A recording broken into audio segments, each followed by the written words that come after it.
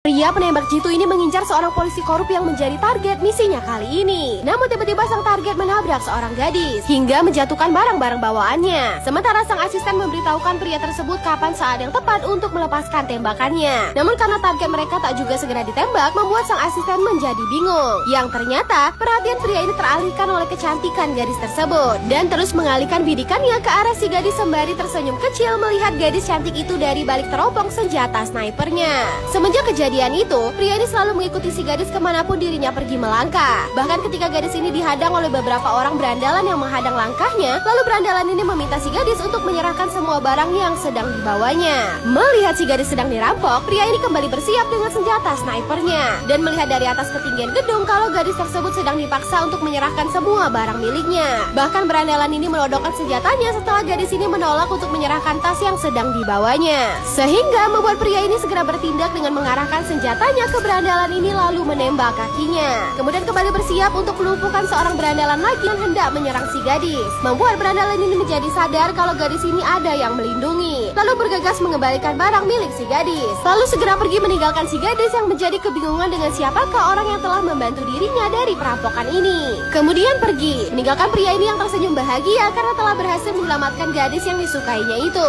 Gadis ini kemudian pergi ke sebuah perlombaan fashion show untuk menampilkan pakaian-pakaian yang telah dirancangnya. Sementara pria ini terus memantau si gadis dari atas ketinggian gedung dan mendapatkan semua info tentang si gadis dari sang asisten yang membantunya. Berkata kalau gadis itu bekerja sebagai seorang guru les dan juga kerja sampingan sebagai desainer untuk mempromosikan kain sari India di benua Eropa dengan mengikuti lomba fashion seperti yang sedang diikutinya sekarang. Namun setelah hasil perlombaan hari ini akan segera diumumkan, ternyata gadis tersebut tak mendapatkan kemenangan dan menjadi sedikit kecewa dengan kekalahannya tersebut. Yang kemudian pria ini segera menembak dan memecahkan sebuah balon sebagai tanda untuk menghibur si gadis yang menjadi semakin sadar kalau orang yang membantunya tadi tetaplah mengikuti dirinya. Gadis ini melanjutkan hidup dengan kembali mengajar anak-anak sebagai rutinitas hariannya. Namun tanpa gadis ini sadari kalau pria pengagumnya tersebut terus-terus mengawasi dirinya dari kejauhan. Hingga pada suatu hari ada salah seorang anak asuhnya yang menyadari hal itu, lalu kemudian dengan berani mendatangi pria ini untuk mengatakan kalau diriku tahu kalau pria ini sedang naksir dengan gurunya itu. Berkata kalau gurunya itu adalah seorang jomblo, membuat pria ini menjadi kaget. Namun anak ini berkata kalau diriku bisa membuat agar kalian bisa melakukan PDKT,